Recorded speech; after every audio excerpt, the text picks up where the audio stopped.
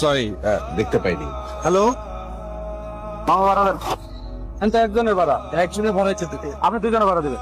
দুজনের ভাড়া দিব কেন? আপনার পাশে কেউ বসে না, দেখেন না সবাই চলে যাচ্ছে, একটা 2 সিট নিয়ে আরাম করে বসে হয়েছেন, 2 সিটের ভাড়া দেন। আরে আমার পাশে বসতে যাবে, সেটা কি আমার দোষ? আমি কি কাউকে বসতে এখানে মানা করেছি? আপনার পাশে কোনো মানুষ বসতে পারে? কেন বসতে পারবো না? কেন আমি কি আপনাকে ডিস্টার্ব করেছি? নিজের চেহারা সম্পর্কে ধারণা থাকলে আমার সাথে তর্ক করতে আসতেন না। নিজের চেহারা দেবো কেন? আপনি তো আসলে একটা বেয়াদব লোক। বেয়াদবি করছি মানে? কি হয়েছে আপা? আপনার সাথে কি বেয়াদবি করছে? 2 সিটের ভাড়া দেন, নাহলে গাড়িতে নামেন। এই বাস থামাও। কিরে রবি, তোর রেজাল্টের কি অবস্থা? এই তো রে, কি অবস্থা? তোর কি অবস্থা? ভাবছিলাম 3.9 পাবো, 3.5 পাইলেও আব্বুকে বলতে পারতাম। তোর কি হলো? অবশ্য তো 3 পয়েন্টও যা 4 পয়েন্টও তা। মানে তুই যত ভালো রেজাল্ট করিস না কেন, তোর এই চেহারা দেখে তো তোকে পিয়নের চাকরিও দিবে না। আচ্ছা, তোকে কতবার বললাম একটা স্কিন ডাক্তার দেখা। আঙ্কেল আন্টির মধ্যে তো কেউ এই কালারের না। স্কিন ডক্টর দেখাবো কেন? বুঝছি, আমাকে নিয়ে অনেক কিছু সহ্য করছিস, আর সহ্য করতে হবে। রেজাল্ট হিসেবে আর তোদের সাথে দেখা হবে না। বাই, গেলাম। জানোস তুই তো ফার্স্ট কোর্স ডিপার্টমেন্টে। জানি, এই জন্যই মেজাজটা খারাপ। কি রে, তোর কি হয়েছে? সবাই আমার সাথে কেমন করে, কি সব কথাবার্তা বলে, আমার স্কিন টোনে কথা বলে, কার সহ্য হয় বলো?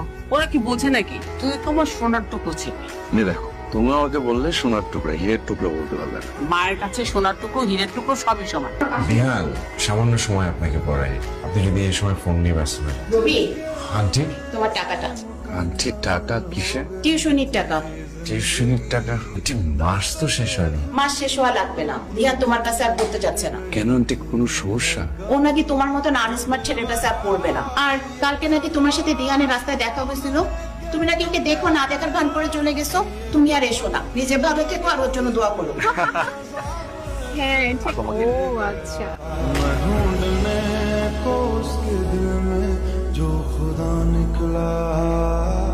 হেই ম্যান, কিছু বলবেন? প্রবলেম কি আপনার? Hey babes, what happened? আমার হেলথ টিচার। উনি তোমার হোম টিউটর? সিরিয়াসলি? এরকম আগলি ইনএলিগেন্ট টাইপ অফ একজন লোক তোমার হোম টিউটর? স্যার যদি বাসায় যে আমাকে বলে দেয়। স্যার আসলে আমি চেয়েছিলাম আমার টিউটর হবে আমার বন্ধুর মতো। সে আমাকে ঘুরতে নিয়ে যাবে, মেলায় নিয়ে যাবে, চুরি কিনে দিয়ে। তাছাড়া স্যার আপনি এত খ্যাত আনসার কেন? এখনই আসতেছি, জাস্ট। আমি না এত তাড়া হয়েছিলাম, একদম খেয়াল করি নাই। না, কি অবস্থা। হ্যালো, হ্যাঁ আমি জাস্ট নাও আসতেছি, জাস্ট 5 মিনিটস।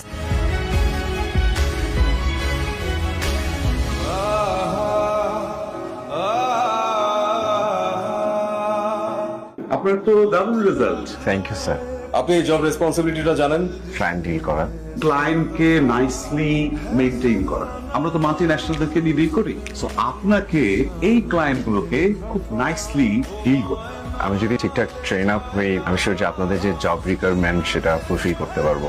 আমি সে বিষয়ে একদমই কনফিডেন্ট। কিন্তু আমার তো মনে হচ্ছে না আপনি কনফিডেন্ট।